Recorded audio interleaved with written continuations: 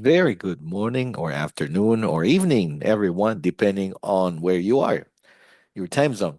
We're very pleased to welcome you to our session today as part of our space called Island Voices at COP30 or COP30.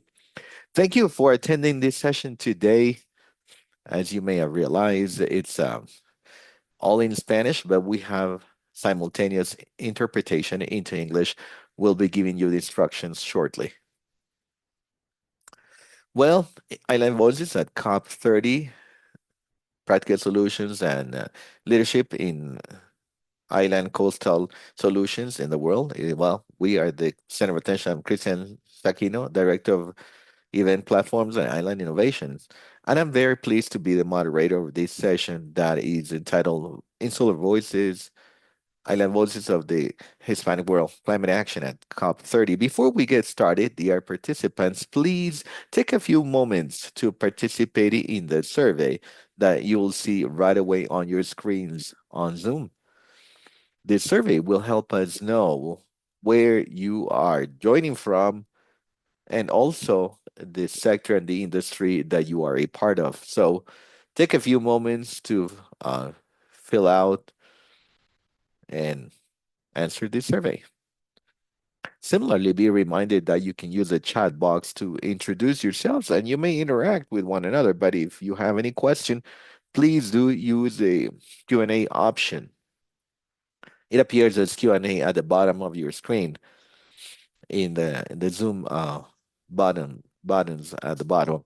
This session, as I said before, it's in Spanish and we have simultaneous interpretation into English.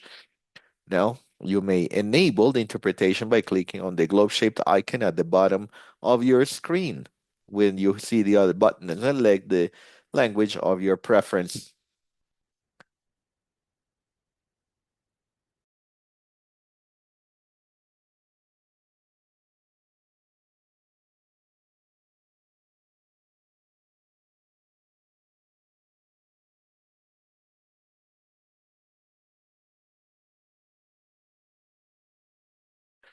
The Conference of the Parties, COP30, is of critical importance for the island and coastal communities, since it represents one of the last opportunities to ensure global commitments of an ambitious nature that would limit global warming to 1.5 degrees as most. For these regions, climate crisis isn't a future threat, but it's an immediate reality, experiencing the coastal erosion, salinization of water bodies, intensification of extreme meteorological events, and the threat of the rise of the level of the sea. The conference is vital to channel financial resources, especially to the Loss and Damage Fund, drive the technology transfer for mitigation and adaptation, and guarantee that the island voices be heard to public policies that for the first time will reflect the urgency and the vulnerability unique of the small island states, developing island states called SIDS, and the coastal populations. This session will focus on sharing the calls of island communities throughout the world that have something in common, the language, Spanish language, in the search for just climate action. The participants who are here at this event will be able to listen to island solutions in terms of renewable energy, adaptation, mitigation strategies in addition to our cooperation and regional incentives to promote just climate action during COP and beyond. We'll have a very diverse panel of experts. We'll have Raul Garcia, advisor to climate change and knowledge on Gran Canaria. Alejandro Núñez Guerrero, an expert in the sustainable ecotourism in Chile. Pamela Brea, Director of the Department of Mitigation at the Higher Council on Climate Change from Dominican Republic. Peter Beinark, a researcher and teacher at National University of Land of Fire in Tardoting in the South Atlantic Coordinator of the Pre-Chair on Sovereignty and Food Well-being. Okay, we'll be looking at the results of the survey now. If you can let me know. Let's take a look at the results right away. Okay, we have, of course, a lot of people that are joining from our regions, different regions throughout the world. We have people from Europe, people from the Caribbean, attendees from North America. Thank you for participating. But there are also people from the Indic Ocean. Thank you very much. About the sectors, we see most of you are from the academic sector, followed by the NGOs and the private sector. Thank you for being here. About the industry, we have, of course, most of you are in the industry for ocean conservation or environmental protection services, or also the agricultural and fishing sectors. Thank you very much for being here. Before we get started with the session, we want to share with you a quick view on an event that will take place next April 2026.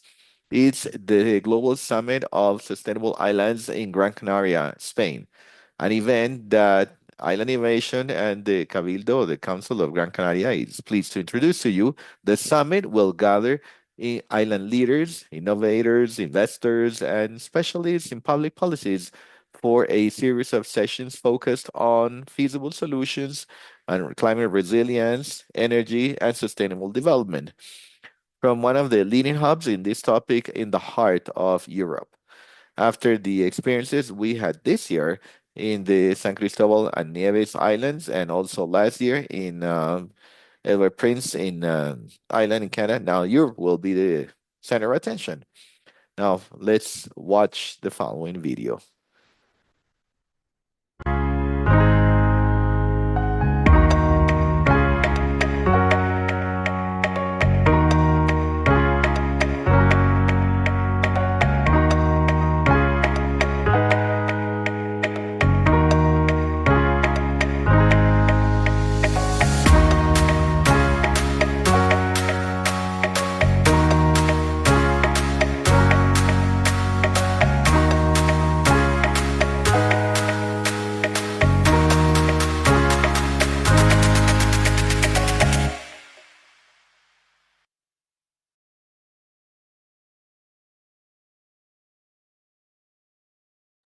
Okay, pay attention to the chat box because they're telling us special discount codes to attend this event. Do not miss this opportunity. Gran Canaria is a wonderful island. You'll be able to enjoy it as well and learn about everything that's going to happen and talk about sustainable development. Thank you very much, everyone, for your participation.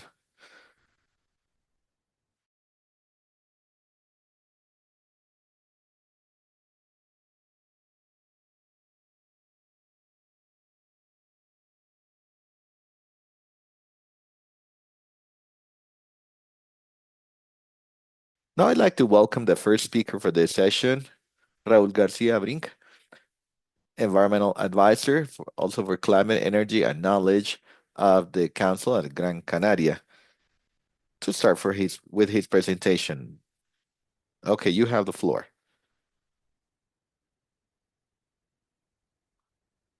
All right. Can you hear me okay? Yes.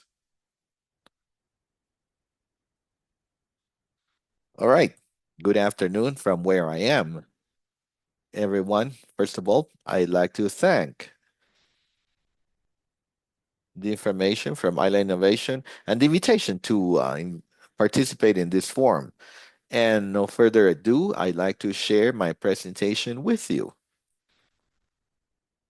Let's see.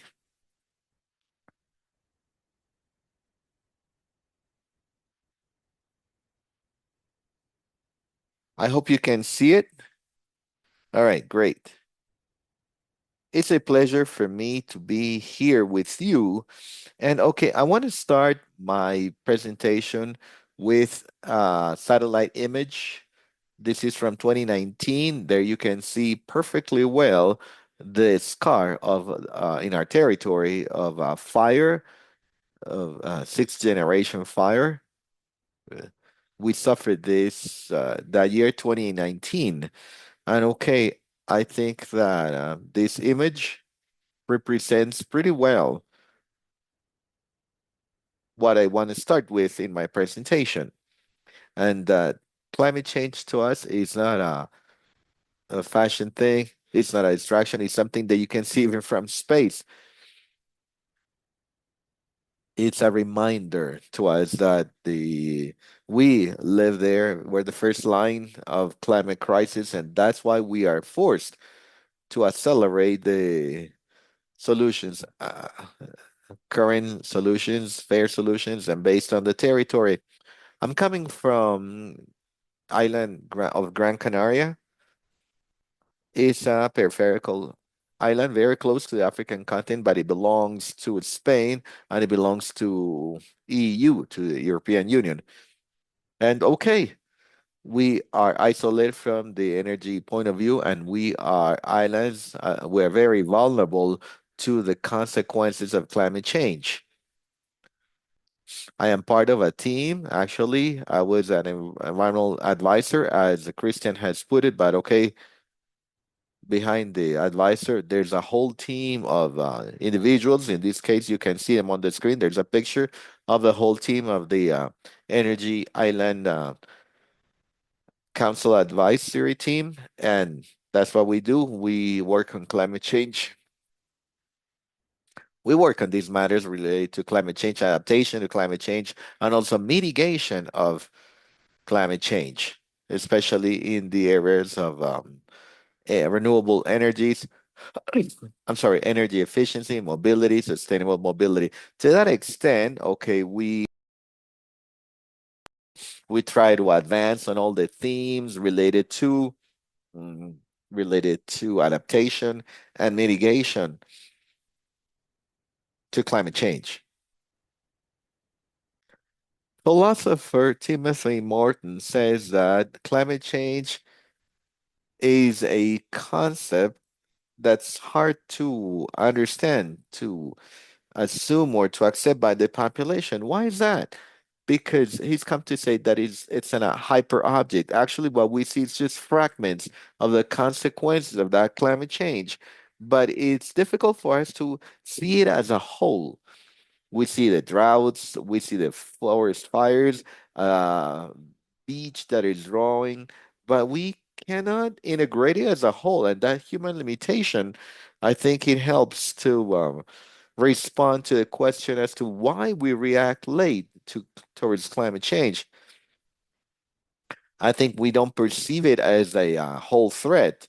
It's a hyper object that is hard to capture and to accept it as a whole.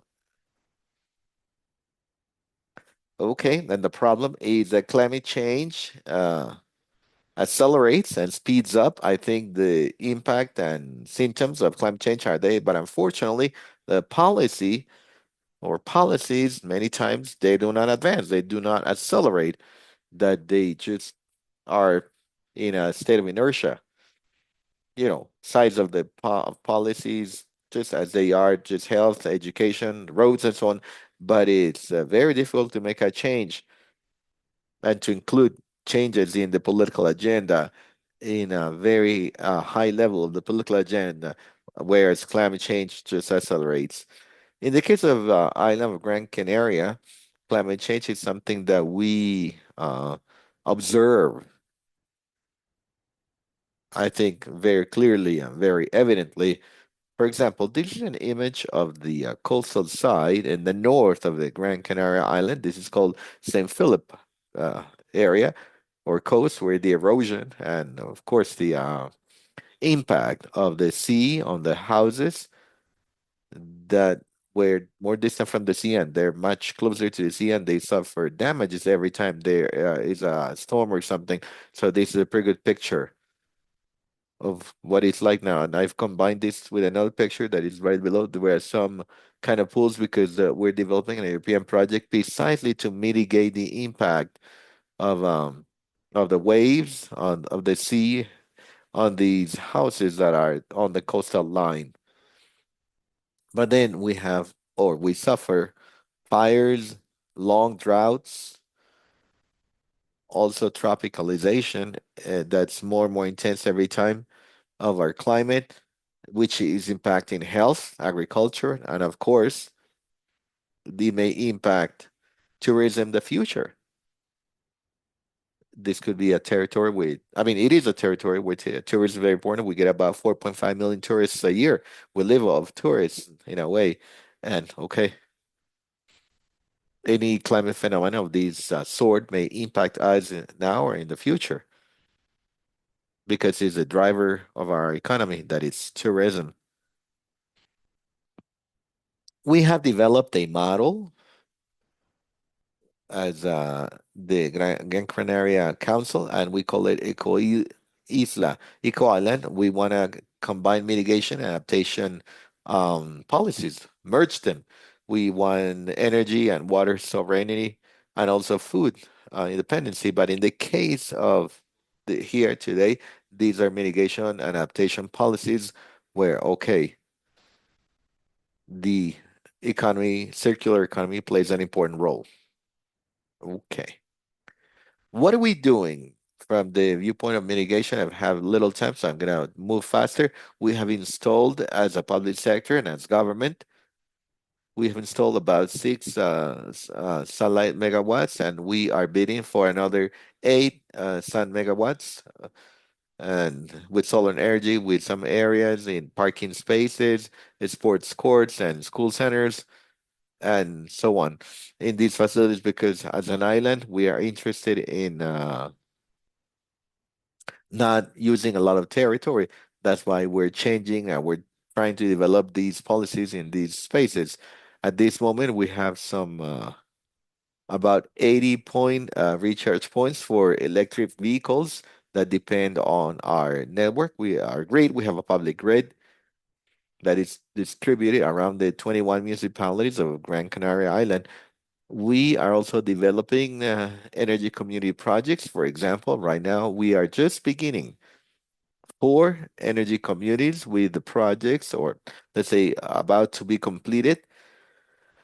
And we are deploying and everything, the energy uh, supplier. And next month, I guess, we'll be launching our first 2 energy communities and 2 more in January.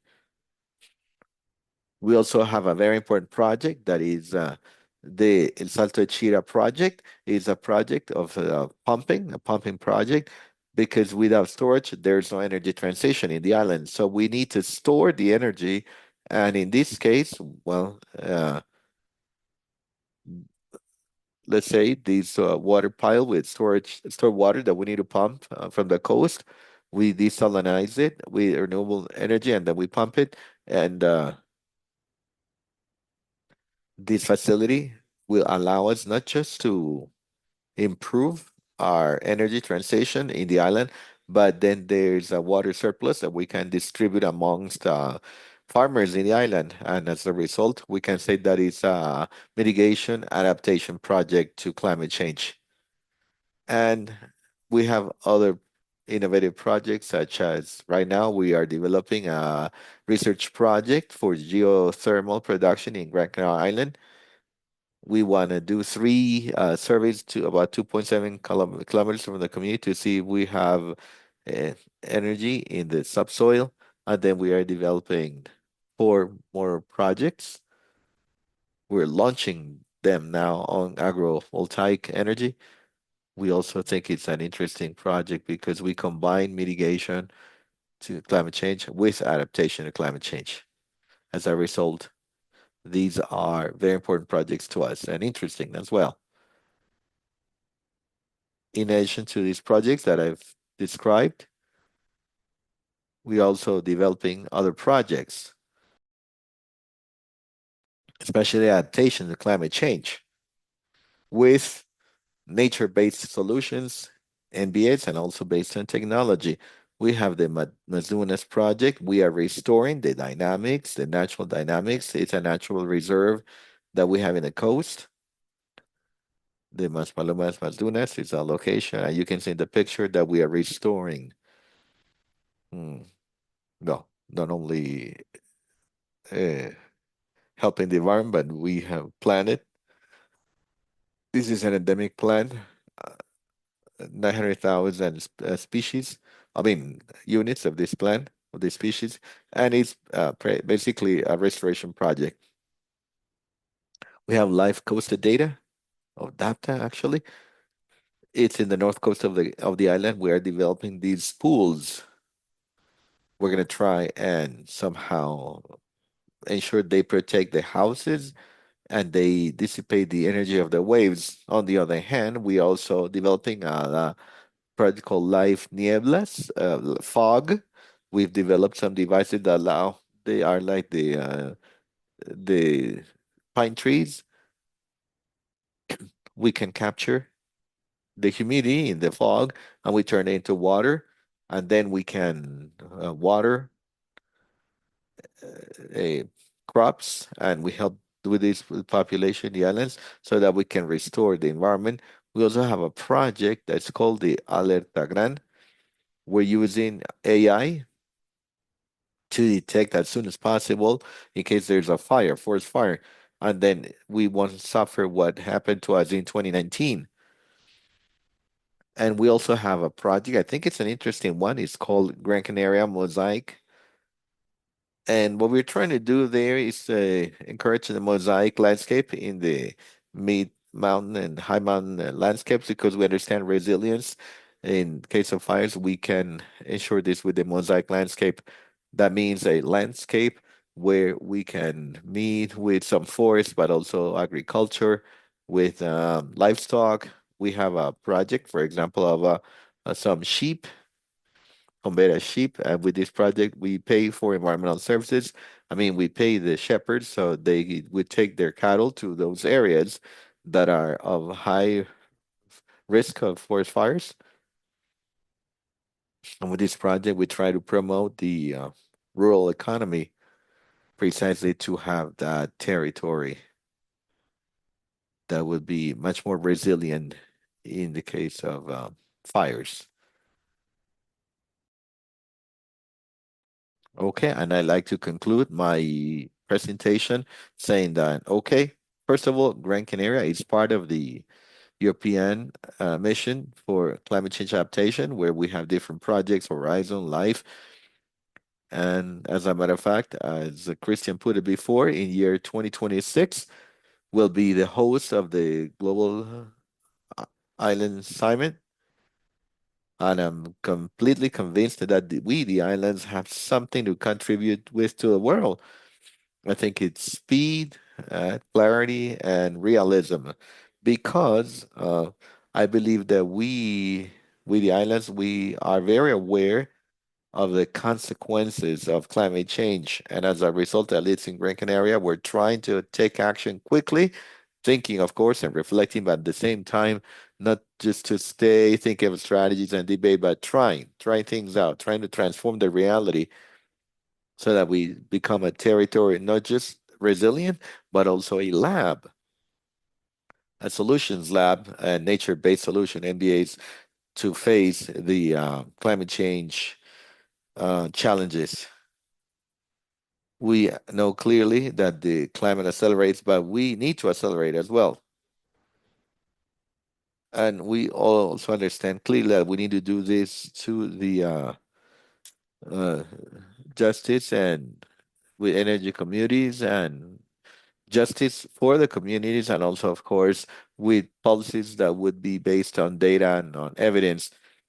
Science, from my viewpoint, is also key to face, in our case, in our island of Gran Canaria, to face the climate challenges that we have ahead of us. I hope I coped with time, and I hope I didn't extend too much. And I thank you for your attention. Thank you. Thank you, Raul. Yeah, great presentation. It shows why Gran Canaria is a hub on these matters. And I liked a sentence that you said, that climate accelerates, but we need to accelerate as well. That's an important. We need to take action. Climate is just being changed by human action, and by human action, then we can revert as well, what we call mitigation. Okay, thank you very much for your presentation. We're going to welcome a dear colleague who was part of our ambassadors program, Island Ambassador program, also an assistant, our friend Alejandro Nunez Guerrero. ecotourism expert and sustainable tourism in Magallanes area and Chilean Antarctic. Welcome, Alejandro. Thank you, Christian. Thank you, Island Innovation, for your invite. Thank you for this time so that I can share with these professionals and all these people and the information that each one has to share. I've already learned a lot from Raul Garcia, and I hope I'll be able to see you there in April in the Canary Island. Let's hope that I can travel from Island of Fire. And learn what you're doing there. Okay, I'm gonna share my presentation. I hope you can see it. Let me know, Christian, if you can see it. Can you see it okay? It's not in presentation mode. Is it okay now? Yes. Okay, let's get started. Different from what Raul said, I also believe in the professionals in science, but especially I believe that it's really important to empower communities. Okay? I'm Alejandro Nunez. I'm a veterinarian. I am supported by a community organization called Ecotourism and Sustainable Tourism. We share a beautiful island that is Land of Fire in the south of South America, and another with Peter Manjar. It's a big island. It's the size of some countries. I can show it later in a few minutes. I wanted to tell you more about the power of ecotourism, community ecotourism, and responsible ecotourism. We are right here in this area, as you can see it on the map, right here, which is in Laguna del Cisnes, the Swan Lake, and on the other side, this line that you see here, that's the Argentinian side. We're in the Chilean side. Yes, we share the sea, okay, because we're island, general terms. We share that, but we also share risks. And because of the climate change acceleration, one of the main risks is the rise of the sea level. That's between 25 to 80 centimeters by the year 2100. We also suffer and see what's happening with the ocean regarding the acidification, the more acidic in the ocean, the loss of coral reefs in some sectors. In our case, what it means for the artisan fishermen to go and search their livelihoods with the species there, the fish, the products that they gather and collect. We also see how it has we have been impacted by more intense storms. Yeah, storms. We have suffered these days with some vessel that connects us to the continent with Costa Rica and Magallanes because of the wind. The climate is observed there.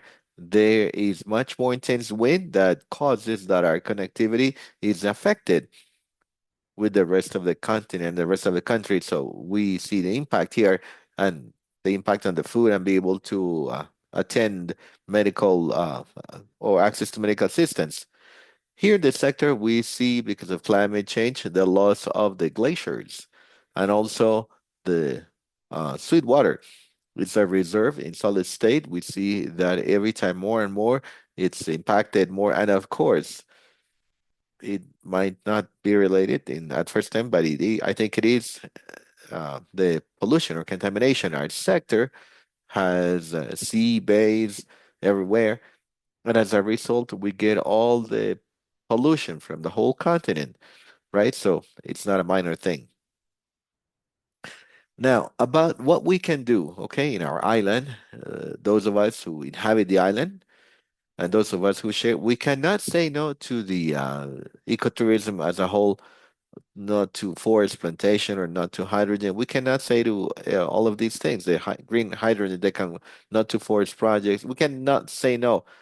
We need to work on something. We need to accept something. One of the topics that me, in my case, I'm interested in to project and talk to you about is an economic activity related to tourism, but not just any kind of tourism, but tourism that is just, as the name calls it, that it's not 100% thinking of the money or only money, but how it may impact the communities, right? In a positive manner. And as a result, it's got to be responsible, just, inclusive, sustainable, and it's got to be possibly affected I mean, it's going to impact the community positively. So when we talk about ecotourism, I want to clarify this concept that this kind of tourism, it's not just the eco to make it sound nice, but it creates actions, generates action. I heard Raul talk about we see this today based on mitigation, moving from mitigation to adaptation, but there's a third point that relates to the transformation. And this is the time when we should advance into action, live out of our comfort zone, and from the territory, see how we can contribute to solutions. That means that we need to adapt and be more resilient. And that concept, that's something that we're working on very strongly, and we can see in our country here in Chile, and is the transformation. So, transformation needs to be joined to concepts and actions related to education. And I mean climate education and local empowerment. People are, the way say we say it in Chile, but that they actually buy it. They believe the story, depending on the territories, that they will raise their voices and place the conditions. That's how they want to work on tourism. This income, well, they should not ignore, or these projects should not ignore what they are already doing in coastal sites. For example, if they're working on agricultural products or raising, we can see a lot of sheep projects. We can continue to work on ecotourism related to that economic activity with rural ecotourism, but always thinking to be as green as possible. For example, as it relates to generating energy, we should try to forget a little bit of the fossil fuel generation for our energy matrix, and I'd rather work on food sovereignty. It's really important that these topics we can work on them. It's something that I'm very interested in at the binational level. Countries, those of us who share islands, we ought to face these topics as a team, as binational view, so that global warming, pollution, loss of biodiversity will impact the two sides of the islands equally. And clearly, this ecotourism takes into account conservation. Part of the income should be used to protect mangroves, forest, and also water forests, mangroves, and so on. Thinking of the sink function that they play. Oh, the previous picture, we see these centers. These are bacteria that materials. The structure that you can see on the picture, there are no more than 14 places in the world, and this is what created biotic life through generating the atmosphere. So it's still there, producing oxygen, and they played this zinc uh, role. We have five places like this in Magallanes, and we can work on education thanks to them. Look at them from the scientific viewpoint, and also use them for ecotourism. This is a bird that I use when I got to Magallanes, especially Land of Fire. I saw it from a distance, and I thought they were penguins until I saw them fly. So I realized it was not a penguin. So I wanted to share this image with this story, since I feel that with the support of Island Innovation, we could work this year, I mean 2026, to create a network that would include all of the islands of the speaking Spanish sector, the speaking Spanish islands, so that together we can launch this project and participate in meetings such as the one that's going to take place in Grand Island of Gran Canaria, and be represented and lift our voices to share and to learn that we may somehow share what's worked and also what's not working. And of course, have a digital platform that may allow us to upload our experiences, the island experiences, and why not have some progress, make some progress for what the next COP31 will entail. Next, and this is a call for you, and it relates to the fact that we won't just be victims that we're being in some places, but we should be part of the solution. Now, we need to demand climate justice, but it should come from the territory and not imposed from the continents. But somehow we, the territories, we should place the conditions and also the how, when, why we need this kind of support. Education should include the community that we get young people out of their classrooms and their phones. They're just there in the phone, and we can bring them and adapted to a territory, and we can help them live that experience to be an inhabitant or committed to ecotourism. I think ecotourism may be a tool that will help us advance towards facing all of this better and face climate change. So I'd like to end with this call that we should build together a Hispanic island network. That's my contact information. Thank you, Christian, and I'll be ready to take questions. Thank you very much. Very interesting perspective, like that suggestion, that idea. We're going to look into that with the rest of the panels because I think it's a very, very good idea. And I like that part, like, let's not be victims. Let's not victimize ourselves. Let's move on to solutions. We've already talked a lot, pretty much. It's already been 30 COPs about the problems now. We need action. We need to take action as government, as institutions, those who are responsible. There are some countries that, all right, sometimes they step out of the Paris Agreement, then they come back. So let's stop spinning around. I think it's time to take action, and it's time for citizens to press their governments and in different places of the world when they see they're not taking action. They should press, talk to their representatives, talk to people, because most likely many of them will be ready to listen. In the end, remember that all representatives of governments are or owe us, the citizens. They owe themselves to us, citizens. Keep that in mind. Thank you very much, Alejandro. Our next speaker, dear Pamela Aureo, Director of Mitigation Department of the Council on Climate Change of the beautiful Dominican Republic in the Caribbean. Pamela, good afternoon, and you have the floor.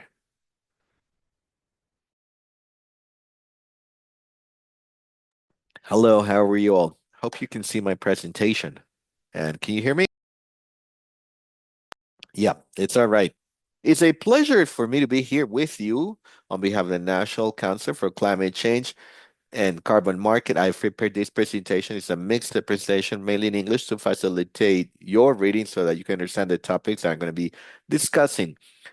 And should you have any question, either in English or in Spanish at the end, I'll be willing to answer.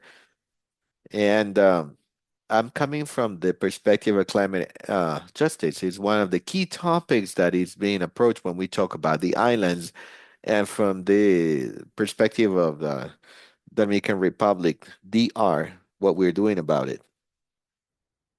This is the reality we live, and I realize that we are more vulnerable. And as much as it might seem that our conditions are similar to the conditions of the countries, the SIDS, small island developing states, suffer climate threats at a greater level because of their condition as islands. At the same time, that means that they have particularities regarding the territory where they are located. For example, in DR, Dominican Republic, we have at least 7 types of microclimates. It means that in each zone or each space of the island, you may find different ecosystemic scenarios that, depending on the impact of climate, I'm saying the response mechanisms got to be different. Starting from this reality and from the point that we are truly vulnerable, we have communities that live in the coast. In many of the islands, more than 70% of the communities are located in coastal areas because they live off the sea. So starting from there, that's where the islands begin, just as any countries or developing countries, to try and look at the concept of climate justice. Why is that necessary for islands? Because of the disproportion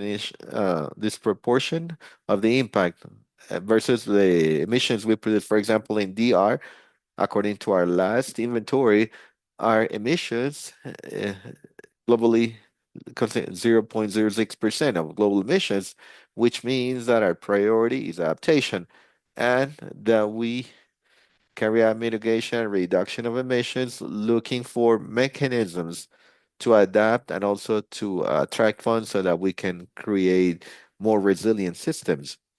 Here we can see, for example, from a country, it's a global issue. This may expand, for example, the Sahara dust or the changes of the winds or the temperature of and the rise of the level of the sea, more and more diseases could spread because of the wind. They get to the islands, they impact the lives of millions of people directly. This is in addition to the impacts of natural phenomena that more and more are increasing. The concept of climate justice, then, part of that equality and those human rights that should be at the core of decision making when we talk about climate change. It's not the same to talk about a developed country that has a responsibility because they emit and they have made it historically versus us. In comparison to us, we don't have the resources, and at the same time, we don't emit, and we are in this situation of vulnerability, big vulnerability. Now, starting from that same idea, I'm sorry, we can see here in this graph three aspects or stages or nuances in the climate justice. One is the inequality among generations, and one is the structural inequality and social economic inequality that impacts different social economic levels in different circumstances, even when we are in the same country, within the same country, because of structural inequalities based on differences in race, ethnicity, gender, and socioeconomic status. We need to try to look for a way to ensure that the answer, the response mechanism, and to create resilience would be just. And at the same time, it would respond or correspond to the needs of all the vulnerable groups. In DR, Dominican Republic, we are also part of the Paris Agreement. We are members before the um, UNF Triple C, and from the government perspective that I represent, we try and not just make visible, well, show what we are doing, but also project our needs, show our needs, economic and resource needs, and also training needs. Starting from our last NDC, it is 3.0. This is a national determined contribution, which we update every 5 years. Well, based on the previous one, the last one that we published, we established at the national level a reduction goal of 27% of our emissions because we understand that it's important, yes, to continue advancing this process to the extent that reduce emissions, but we also look for ways or co-benefits to adapt to the situations that we are facing and also create more resilience. And out of that 27%, starting from that principle that I just said, the climate justice is called CBDR or common responsibility, differentiated responsibilities. We decided to establish that out of the 27%, 20% would be subject to external finance. It means all the contribution, international cooperation contributions, and 7% would be from national resources. Out of it, 7%, 5% would be the private sector, and 2% the public sector. At this moment, we reviewed because we are produce our NDC 3.0 again that will be launching at the end of the 2025, even though they are uh, goals set in the previous one, to continue to 2030. We realize that from the viewpoint of the domestic finance, we have overcome that 7%. At this moment, we have contributed with more than 10% of our budget, the national budget, to contribute to these different situations that are a priority for DR. And we see a graph here which highlights the priority sectors in DR that may be similar to other islands. From the PNOV mitigation, we have energy, pro- industrial products, agriculture, forestry, other land uses, and waste. And in adaptation, we have some of them associated to the different sustainable development goals, SDGs. For example, water sector, there's water security, resilient infrastructure. We have the resilient cities, health, that has more and more implications because of the short-lived uh, pollutants and particles coming from other places, the tourism sector, and also ecosystems that include biodiversity and forests. In addition to that, one of the things that we've highlighted in DR is the importance of all other cross-cutting goals. For example, education is important access when we talk about transforming society, and I think it's been brought up before in the previous presentations. That's why we at DR, we coordinate G77 plus in the negotiations for climate empowerment, and then DR established 24 cross-cutting goals that would impact empowerment and also education awareness raising. Transformers means people, for example, in the education sector, teachers, professors will receive the training and they become empowered, they gain the information, they pass it on to students, and they'll continue to replicate the knowledge and contribute to decision making. At this moment in our NDC 3.0, we also engage communities and civil society, the youth sector, and they express what goals and priorities they see that are not being worked on that should be reinforced in our NDC 3.0. From the energy viewpoint, okay, and mitigation, where I work more, we can see that we've increased our capabilities in 2019. As you can see, we have 534 megawatts of renewable energy, and we have over 2,033 megawatts, mainly solar panels. And we had a goal by 2025 to have at least 25% of in our matrix from installed capacity or renewable energy, and that was overcome last year. I'm already thinking of the next goal, that is 30% by 2030. At the same time, the country has continued trying to drive and promote all forms of renewable energies, creating some incentives and laws for renewable energies. This has helped a lot for the public sector and the public and private sectors and small growers to change. We have a network that is called CENIC, that is the Energy Interconnected Network, where we include all small producers so that they may supply energy.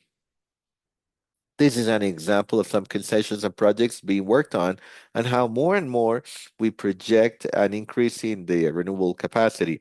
We have difficulties, for example, in the resilient infrastructure. Like I mentioned, we, as islands, we see ourselves as vulnerable, and we face difficult situations when there are hurricanes, for example, Category 5, when there is a, a lot heavy rains. So at the same time, we are trying to promote renewable energies and looking for way to create and restructure systems that may allow for different conditions in our country. On the other hand, in the transport sector, we can see that we've already developed the electric mobility strategy. We have an incentive law for electric mobility, I mean, for vehicles. If they're electric, they get subsidies, they get 50% off for their first license plate. At the same time, we include measures in our NDC for the transport sector. I'd like to present you with an example as to how we've advanced from the viewpoint of public transport. It says TRAE is a program, school buses, where the government has subsidized around 200 buses in different communities, not only in the capital city, but in small communities, vulnerable communities that did not have access to public transportation. Not only do they have access to public transportation and take the children to school, but also a great part of those vehicles are electric, as we can see here. From the agriculture viewpoint, almost always we are the first to produce and export organic banana in the world. Sometimes we're second place, sometimes we're first place, but we're at the top of the first three. At the same time, also cocoa because of its great quality, and we look for ways to incentivize and have a smart, resilient, or climate smart agriculture. Now, for as far as waste and circular economy is concerned, we recently passed a law. It's an NDC measure in the waste sector where we would develop a strategy. I mean, that law is for solid waste. It's been passed, it's been enforced, or We're working on a program that would include the elements of circular economy, and at the same time, there's a project that we are trying to encourage for direct capture of methane, but also for bioenergy uses at schools, and see how you can do this through fertilizers. You can create different mechanisms for circular economy, for fertilizers, for small crops, or for sales to um, farmers and markets there at the community level. These goals, in this case, will contribute to these SDGs that are here: climate action, accessible energy, health, because to the extent that we reduce the pollutants, we improve life quality.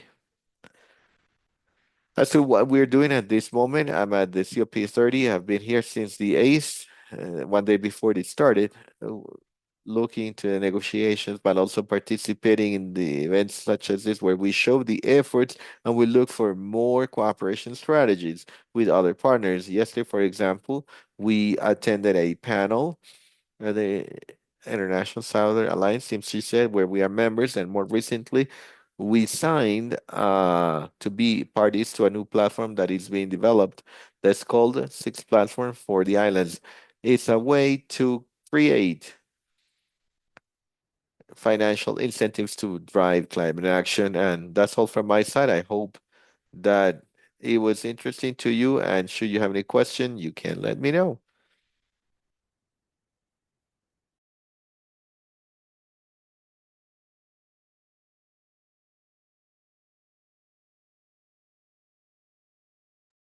Yes, perfect. Thank you. Thank you, Pamela. Thank you for the presentation. Most success to your council, you, the Climate Change Council, you in DR. You're doing very interesting work. Great graphs that you shared. Very nice comments in the chat box as well. Okay, to conclude today's presentations and move on to the QA, we'd like to welcome our dear Peter Maher, teacher, researcher at the National University of Land of Fire, Intertonic in the South Atlantic. Also coordinator of the Free Cadre of Food Sovereignty at the University of Argentina. Peter, you have the floor. Thank you very much. Christian, thank you for the invite. It's a pleasure to be here on this panel in this very important event for the islands, to bring the voice of our islands to the global stage, especially subnational territories where we want to be heard. Eh, okay, I hope you can see my presentation. There it is.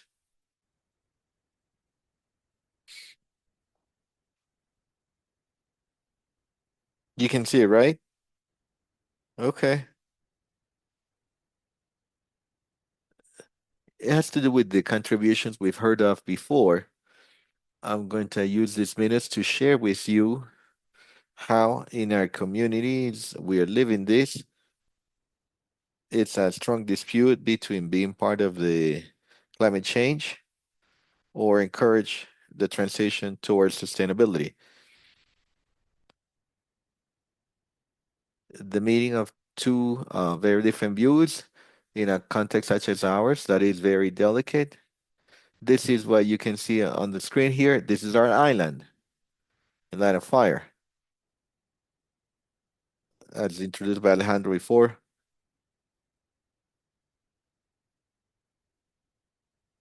Less than 4 million people live there. The island we inhabit is one of the 10 islands politically divided in the world.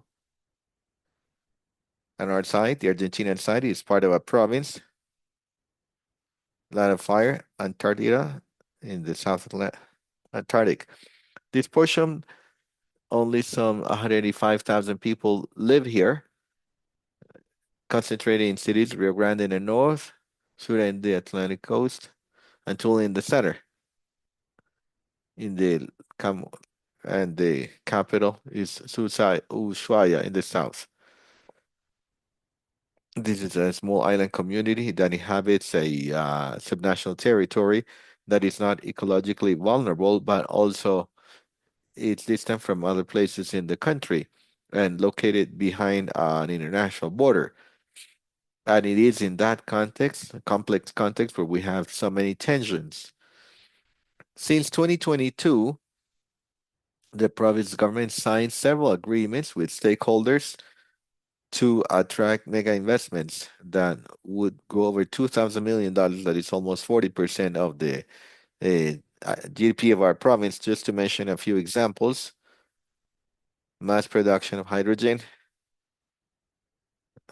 green or blue hydrogen to export, or to hundreds of thousands of tons synthetic ammonia, urea, and glyphosate for agro-industry in the continent. So we need to build a port in the Atlantic coast. Yes, these projects suffer delays, and in some cases, they are just intentions. The agreements show a clear perspective as to what the political intentions are regarding the productive matrix in the future. And that's what we see here as a paradox.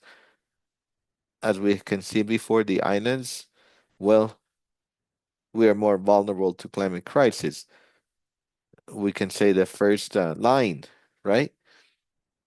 And because of climate change and its local expressions, as we have just seen, the extreme winds, the rise of the sea level, intense rain, and so on, many islands are losing the energy sovereignty and food sovereignty in the world, especially according to publications that will share in the Caribbean and the Pacific. And this means that we are becoming more and more dependent on energy imports and food imports. However, these projects,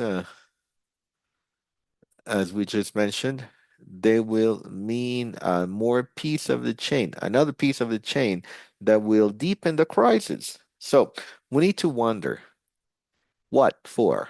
Why export energy to the global north, where consumption year by year contributes 3 to 5 times a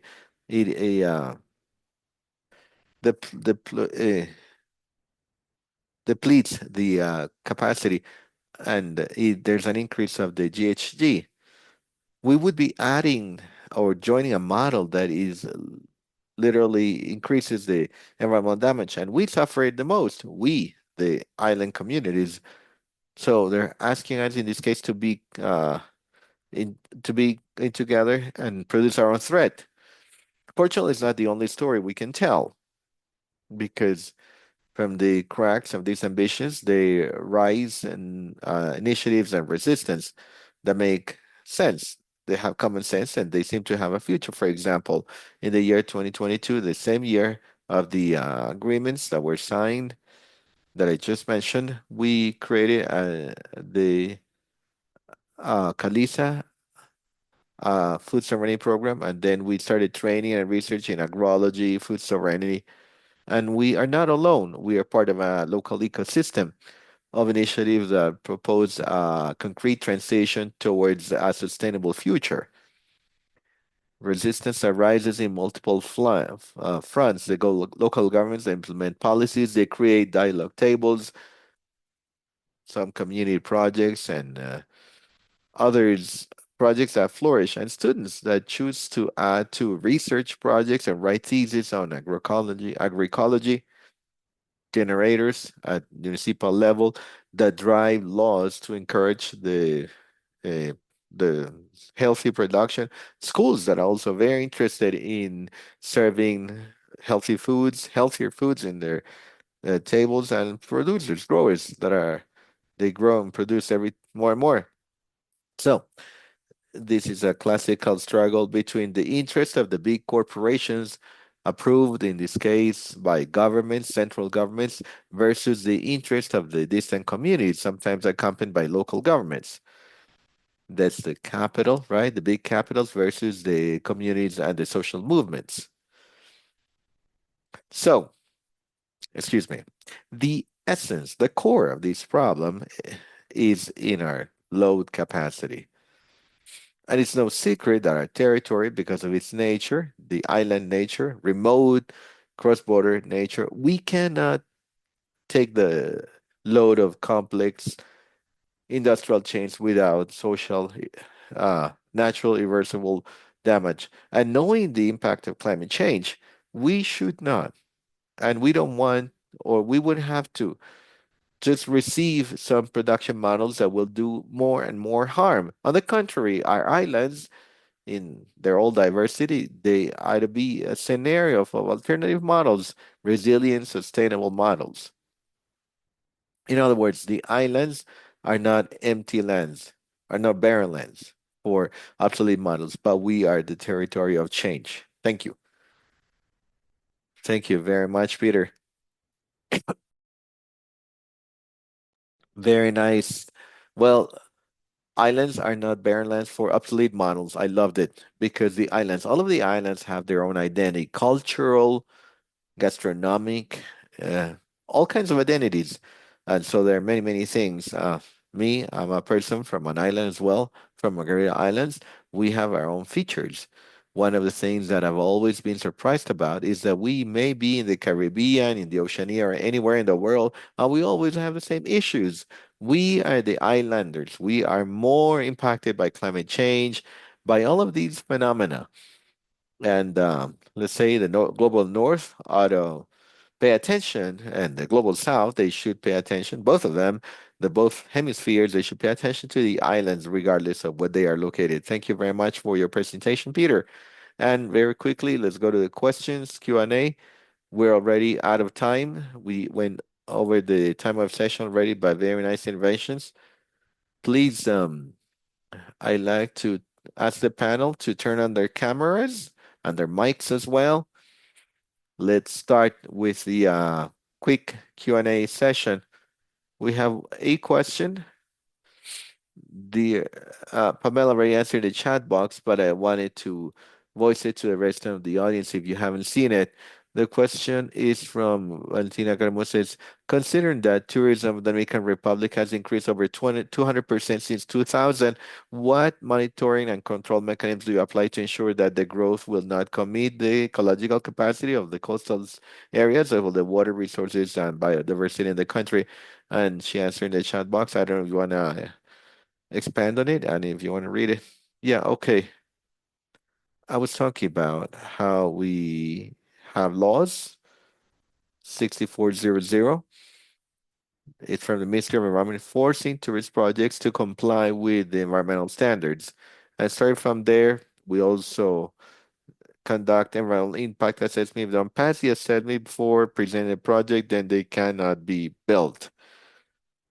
If they pass, they also commit to a system of protected area, because if there are nearby areas where they intend to do some tourism installation, there may be a protected area. There's gotta be monitoring as to how the interaction will take place with the use of beaches, the use of mangroves, and so on, and clean and restore coral reefs, especially in the west side or east side of the island that has suffered because of the climate change effects, the loss of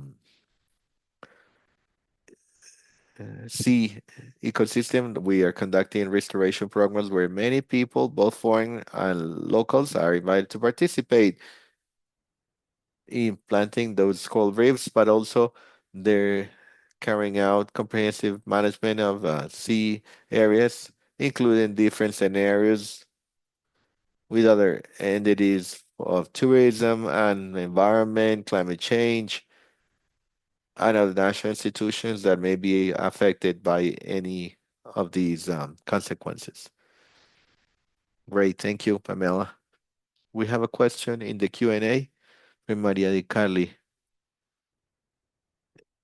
Sand battery used to accumulate energy. Could these maybe help resist hurricanes? I don't know if anybody would like to take this question. It's interesting, more like a hypothesis.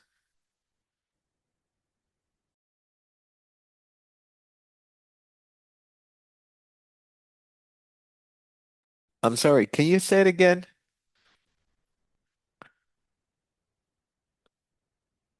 Do you use sand batteries to accumulate? Oh, sand barriers. Oh, barriers. It was not batteries. Okay. In DR, there are areas with beaches, and the same they are desert climates. Naturally, we call them dunas.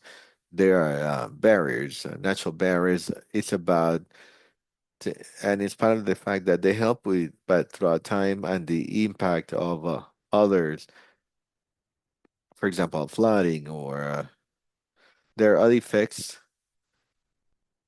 and we need to look for alternatives. But yes, we try to preserve those areas that there's a natural way to do it so the sea does not come in.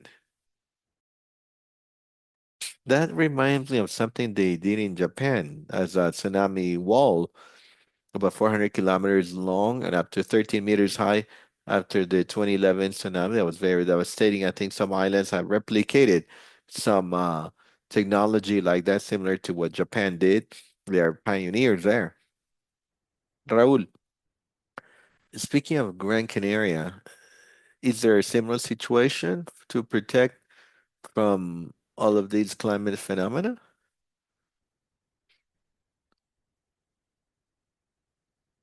I'm sorry, we can't hear you.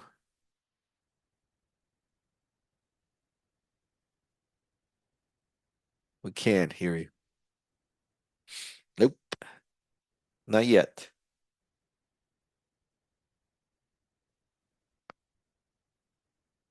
No, we can't hear. Maybe you would need to unplug your Bluetooth devices.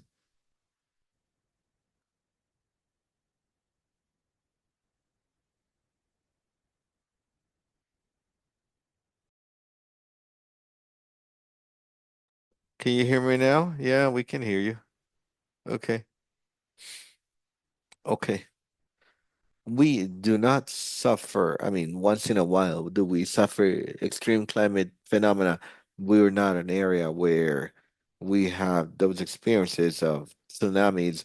Our Duna area was formed because of a tsunami in the 18th century after an earthquake in Lisboa. But fortunately to us, we've always had a benign climate. And now, with the consequences of global warming, when we are beginning to have, well, a climate that is more and more complex, we're beginning to suffer some tropical storms.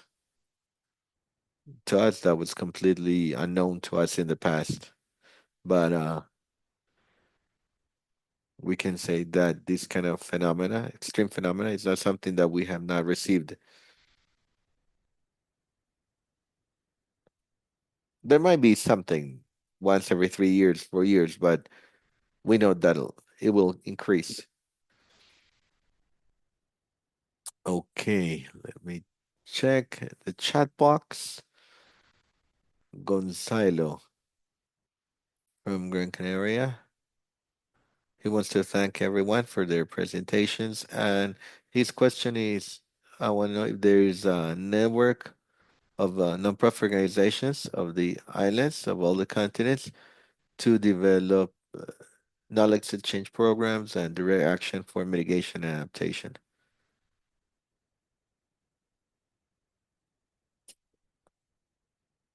We don't have that, but we have many cooperation mechanisms either for the region. We have supported countries in South America and the Caribbean. Actually, we're showing some mitigation adaptation projects. With adaptation, we are looking into topics such as sargassum that impact the sea coastal resources. Mitigation will look at sustainable transport, how to create distribution networks for mass cargo in buses as well. So there are some programs, for example, from Euroclima CDR, they have a project. It's called Coalition for Risks and Disasters and Infrastructure. So basically, based on the application of a national regional project, we can request support.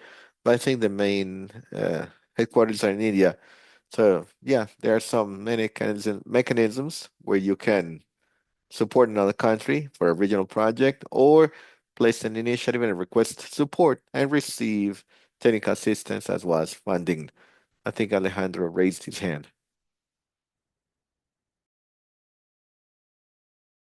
Yes, there's a network that's called Red Lac, Latin America and the Caribbean Network, and that network was put together and worked pretty well when we began to work on this Kazoo agreement.